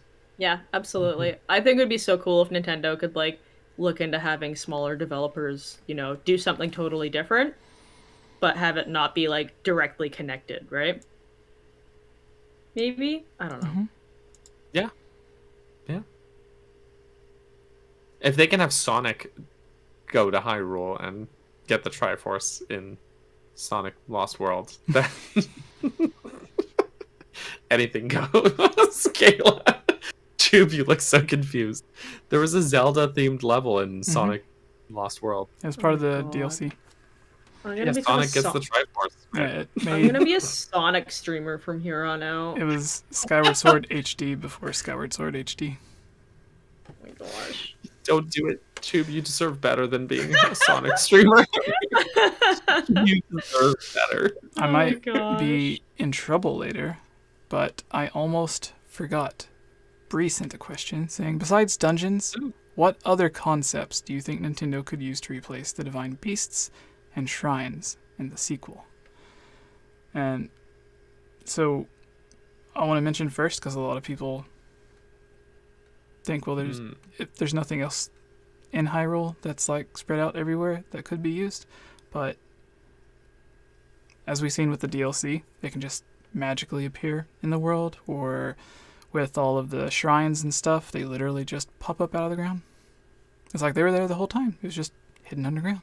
So like there could be other stuff hidden underground. There could be like weird things that happen. Who knows? But yeah, the shrines and Sheikah Tower seem to be gone from Breath of the Wild 2 sequel. So, thoughts, Yep. Daniel? What they could use for teleporting around such a large map? Well, they were just saying like a stand-in for the divine beasts, right? That's what her question was. Like, Divine beasts and shrines in the sequel. Okay. shrines. Yeah. So not necessarily just warp points, but even just like standing in for like dungeons, but she's aside from just dungeons. Yes. I think like even just to fill in that sort of dungeon void of things, you could have just like lengthy story events that play out even in the overworld. You mean like side story events? Yeah, like just think even like a game like Red Dead 2. This is very non-Nintendo, but no, but they there's did no say dungeon. they were inspired by it for Breath of the Wild 2. Oh yeah, that's true actually. But there's no like dungeons in that game, but there's like very lengthy story events that just play out where you are going through different areas in just like the overworld, right? And it's I think well done. And Hyrule in Breath of the Wild is so big that you could do stuff like that. Even I think like in like Skyward Sword, they do kind of dabble with that. Like you've got the Tad Tone thing happen, or having to find the little Kikwi plant dudes, or when you sneak, like all your weapons get taken away, you have to sneak around Elden Volcano. You have that whole stealth segment, but like none of that stuff takes place inside of a dungeon, right? So it's just they're just these sort of lengthy story events, these scenarios that play out in the world. I feel like that could be really fun to tap into, because it's not really something Breath of the Wild did a lot of, or any of really, aside from the missions where you're going to the Divine Beast. But even that's just like approaching the dungeon, not so much standing in for a dungeon, you know? Like the closest thing I can think of that Breath of the Wild did is like when you're going to Zora's domain, for example, right? And you're like, oh, it's too slippery to climb, even though use it any. But you have like a very lengthy sort of area to go through, and there's all these bridges to cross and stuff, and tons of enemies and Lizalfos with shock arrows and stuff like that. All of that just to reach from like where that tower is, all just to reach Zora's domain. And it's a really fun section to go through, I think. I have a great time doing that, but it's not in a dungeon. Yeah. I don't know, just like it uses the world itself really well. 𝗏𝗏 doesn't have anything like that, does it? For the bird people? What do you mean? To get to it. Like it's just you find. I mean, there's the whole like shooting or like shooting your bow thing. Yeah. Yeah, that's about it. There's just like, the approach. It's like a little mini game though. So. Yeah. Yeah, and I guess like going to like some of the other divine beasts, you have to escort, bow. Your Pokemon. Your Pokemon, yes. That's kind of similar, I guess, right? To so yeah, but I find those like those scenarios pretty fun to go through. And then I'm always a little disappointed that they're a little short and sweet, but they're over too soon. So just maybe more of that, That would be interesting. I think it would be fun to have in the DLC they had larger versions of certain enemies, and then they had other quests like when you first get to the Gerudo Desert and they're like, go stop the giant sandworm thing from Dune, and then you gotta go kill it, and then they put the giant fire rock dude inside the volcano in the DLC.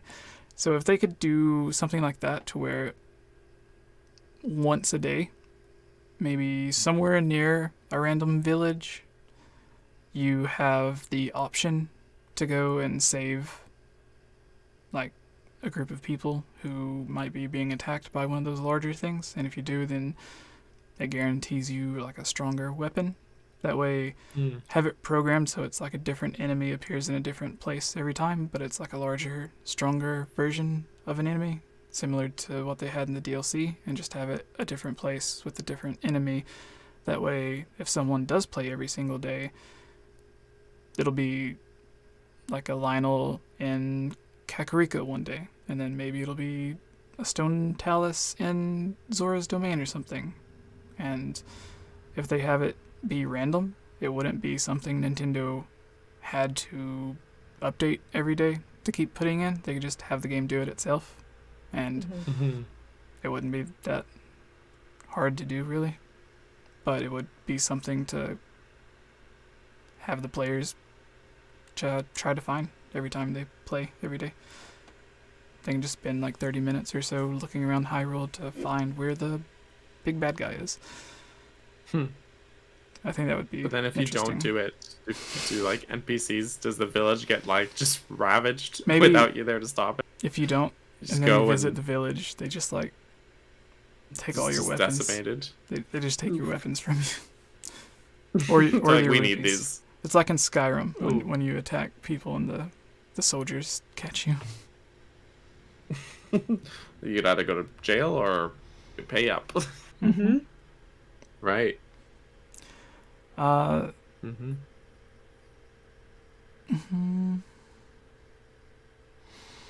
right, last question really quick. What if Zelda and Link acquire their Triforce pieces and vanquish Breath of the Wild 2 Ganondorf and reclaim the full Triforce? That'd be awesome. I just wanted to get another question from the live chat just because everybody here was awesome.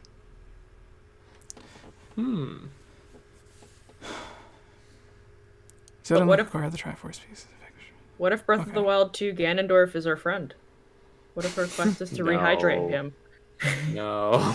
Yeah, like the one Gerudo that like fell over on top of the one thing, and she's like, what if we all become homies, and then we have the world's most powerful bro fist, and when we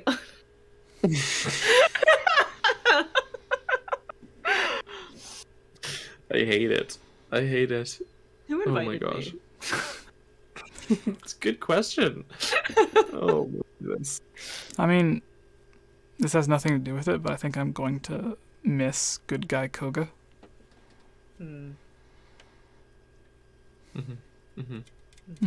But not as much as you'll miss Suga. Good guy or bad guy. Just Suga in general. Yeah. I can't remember. I don't... Okay, if Zelda and Link acquire the Triforce pieces and vanquish Breath of the Wild 2 again and reclaim the full Triforce. So don't you need the full Triforce to use the things? To use which things? Like you would need the full Triforce first to use it to vanquish Ganondorf. Not necessarily. No, like you could banish him anyways, but you wouldn't need the other two Triforce pieces to do that. Unless it's just like a separate thing. Like you have the Triforce pieces and you vanquish Ganondorf. I think it's like they each have one and then they vanquish him and get the third. They reclaim it, the full Triforce. So not using the two pieces to vanquish him, just having it, but also vanquishing him.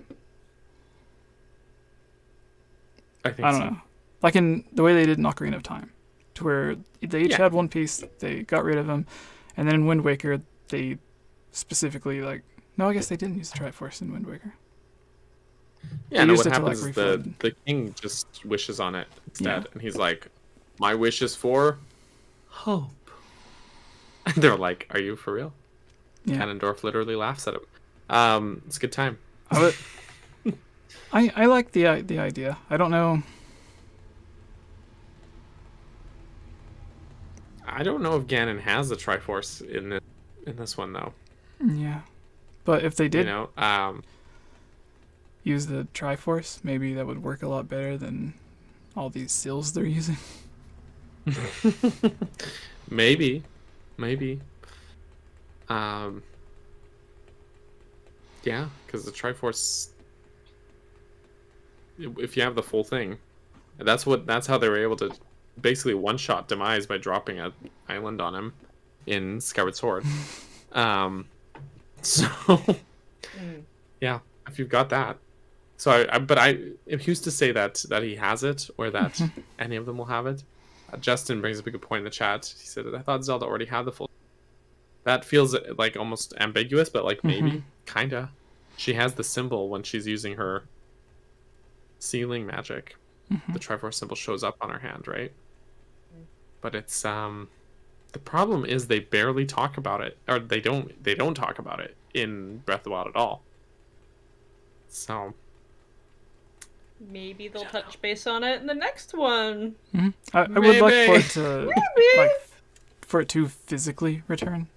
Like, I kind of like in Skyward Sword, you had there's a whole dungeon designed around getting different pieces or whatever. And Wind Waker, you have to also physically collect it. And then, yeah. So if there's something like that, I think it would be interesting. I would like to see it. Yeah, I mean, the Triforce is kind of a tricky subject because it's like seems like sometimes it's a physical, tangible thing, and sometimes it's more of a conceptual, like it was within you all along thing as well. So it's like it's and I know there's kind of rules and explanations, right? There's kind of rules about how it works, about it separating the balance of your heart, that kind of thing. But it's just so they like to skirt around it in Breath of the Wild specifically. They just don't talk about it. Maybe it wasn't in Breath of the Wild because Lorule stole it again. Ooh, well, wouldn't that suck? No. Wouldn't that be awful? It's just too bad nobody thought. Actually, it's probably good that Ganondorf never thought to do what they do in it, because they're able to use the Triforce to wish another Triforce. I think I remember you saying that once on one of your streams. If Ganon did that, double Triforce, baby. Double Triforce. Yeah. The other thing I noticed is just to Eric's point in the chat is that when it does show on the back of their hands, it normally is one part of the triangle starts to glow, especially in Ocarina of Time. One triangle, Triforce. Yeah.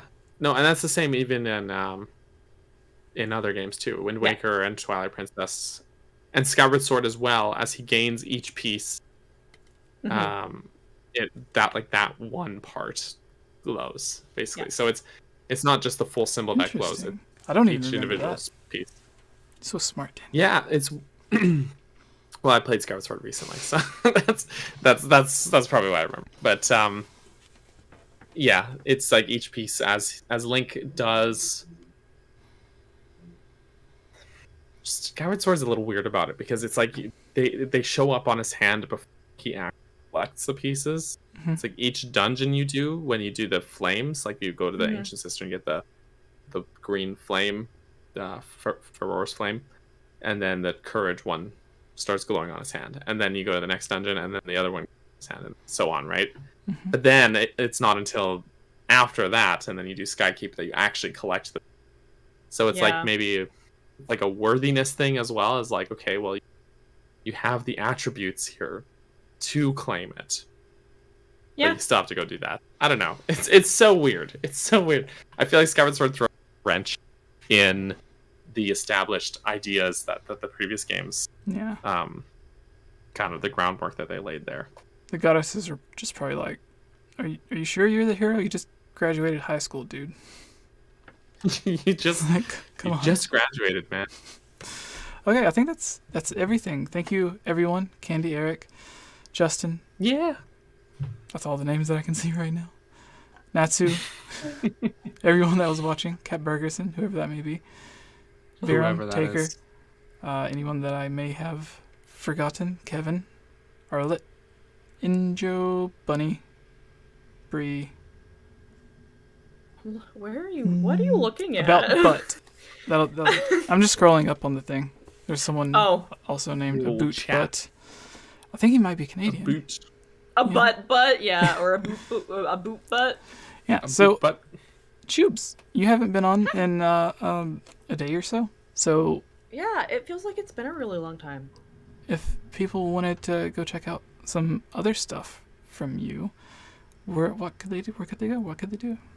Tell us. You can come hang out with me on Twitter at 𝗍𝗵𝗲 or on Instagram at 𝗍𝗵𝗲. I also am trying to make my way through Twilight Princess HD currently on my Twitch channel at twitch.tv/𝗍𝗵𝗲 with an extra A. We did the first part where we completed the first dungeon on... what day was that? Monday? Yes, Monday. Right. Yeah. Moon So Day. stay tuned for that one. That's all I got.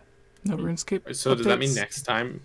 next time you stream, it's shirtless Link time? Because you got to do Yeah. the Goron sumo wrestling. Oh my gosh, I still every time I think about that I can't get over Geek talking about being excited about that. And I was like, why do you want to see the mayor topless? Oh no. Oh my That was very funny. gosh. I was always That was confused funny. on if he had a mustache or if it was like horns. Still horns. Or tusks. They're like tusks, like horns. Yeah. It's a good time. Alright, Daniel, Borger. if people wanted to come check out some stuff from you, what could they do? They would immediately regret it. No, everything is Capt Burgerson's.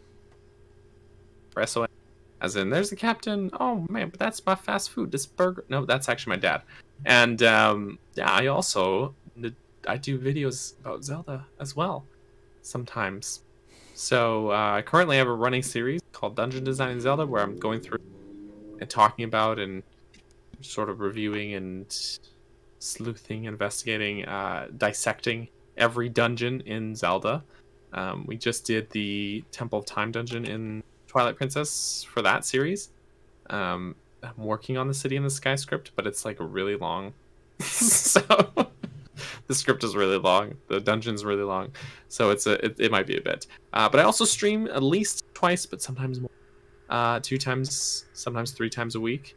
Every Wednesday is Breath of the Wednesday, where we stream Breath of the Wild. And mostly just goof off and do whatever. And every Saturday night is just whatever other games. So I actually just finished the Prime Trilogy, and this Saturday I'm going to be starting a new save file of Metroid Dread. I have already streamed and beaten the game, but I'm going to be streaming the new update with Dread mode. And if you're like, what the heck is he talking about with Dread mode in Metroid Dread? It just means that it's an extra where every enemy one-shots you, and it's a bad time, and it's going to be a good stream because of how bad a time it's going to be. So tune in for that if you want to join me for some pain. But otherwise, just tune in for... I make good videos sometimes, I'd like to think. So otherwise, I'm also here every Thursday. We do this podcast thing. We talk about Zelda. And Jesse, tell us about you. I'm kind of wanting to know when you're gonna do the Skatebird stream. Skatebird. Yeah, we'll Skatebird. play some Skatebird. I should. Incredibly hard. So that's the problem. It's so hard. I'm so bad at it. Jesse, or Game Over Jesse. Twitter, Instagram, Facebook, everything is at Game Over Jesse. You can join the Discord. The link to everyone's Twitter and Instagram or YouTube or Twitch or whatever, it's all in the description below, so you can get links to any of it. And we try to have the podcast every Thursday. Sometime between 9:30 and 9:45, depending on how late I am. And Candy says, what time on Monday, Tubes?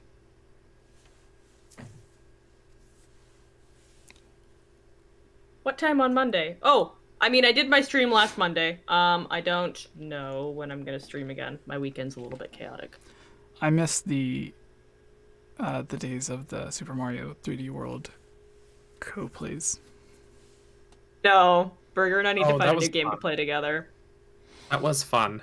Yeah. We had a good time with that one. Yeah. I remember I went back to like rewatch some of the... Oh, actually, you know what it was? Because in December we did that video, the top 5 games of the year video, and I was using some of the footage from that stream, but watching us play through some of those really hard levels of 3D World, it was an experience, that's for sure. I remember yeah. tuning in one night and it taking like 6 hours to get through the one level where like you had to like jump up the thing. Yep. Oh yeah, Champions Road, the I'm very pretty sure final. That took us an entire stream, yeah. I think 2. I think it was Yeah. 2 streams. It was 2 streams because we started at the tail end of one, and then the next stream we spent the entirety of it trying to beat that one. It was a hard level, man. It was really hard. But we did it. We did it, and we got all the stamps and all the stars and stuff too. And so it's, I'd say I'd call it a win. It was a good time. One of the few games I've 100%ed. No cat suits were harmed. That and Pikmin 2.